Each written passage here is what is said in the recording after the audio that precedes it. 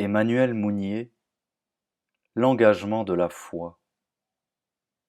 Au lieu d'être jeté dès le départ dans les perspectives complètes de l'amour, le jeune chrétien est d'abord soumis, 8 fois sur 10, à une injonction massive de moraline, et le premier mot de cette tactique moraliste, c'est la méfiance, la retenue. La méfiance de l'instinct et la lutte contre les passions.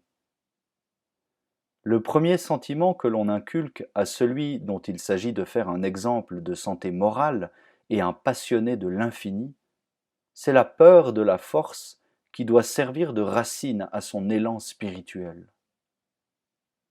Nous entendons bien que la vigilance à l'égard d'une nature blessée, rusée, rebelle est une disposition chrétienne fondamentale. Mais en faire le moteur affectif central d'une formation chrétienne est comme si l'on voulait fonder sur une considération de tactique défensive l'élan de guerre d'une nation. Cette mise en place de l'instinct, qui dans les perspectives de la foi, de l'espérance et de la charité se ferait de soi, largement sans accident secondaire, devient par l'attention qu'on y applique une compression pernicieuse, source de multiples désordres. Il faut ici, au lieu de gonfler la voix, écouter les diagnostics de la psychologie et les confronter à de trop regrettables expériences. Laissé à lui-même, l'instinct, après une émulsion brusque vite retombée, est un facteur d'inertie, de stéréotypie et même de régression. Sous le contrôle des centres supérieurs, c'est-à-dire de la vie personnelle, il est partiellement arraché à cette disgrâce et donne alors à la vie spirituelle la robustesse, le sens de la terre et du réel. C'est cette intégration qu'il s'agit de réussir. Mais elle ne se fait que du haut. Si l'attention reste fixée au plan de l'instinct, que ce soit pour se livrer à lui ou pour le combattre, des désordres semblables s'ensuivent. L'instinct contraint, sans issue, accumule dans les bas-fonds de la personnalité ses forces vives et déviées par l'obstacle. Quand on les croit domptées, elles explosent brutalement, comme l'exemple n'en est pas rare chez les jeunes gens sages.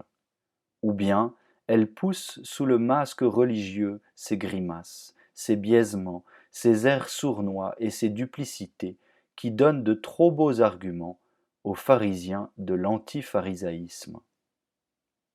Ils ne sont pas devenus des hommes, ces êtres terribles. À peine sont-ils nés qu'ils commencent déjà à mourir.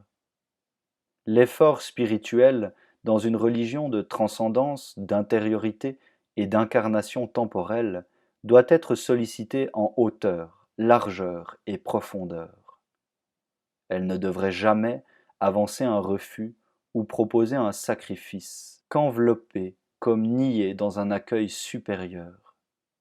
L'effort buté contre l'instinct se crispe sur le refus et courbature d'abord, bientôt paralyse toute la vie psychique dans une attitude habituelle d'inhibition. Qui passe sa jeunesse à réfréner, repousser, refouler, ne sait plus proposer à la vie que des gestes de négation et de repli. L'initiative et la création, autant que l'amour, ne partent que d'attitudes intérieures épanouies. Cette tristesse terne et un peu stupide que l'on voit trop souvent entrer et sortir des églises et des temples, la voici à sa source.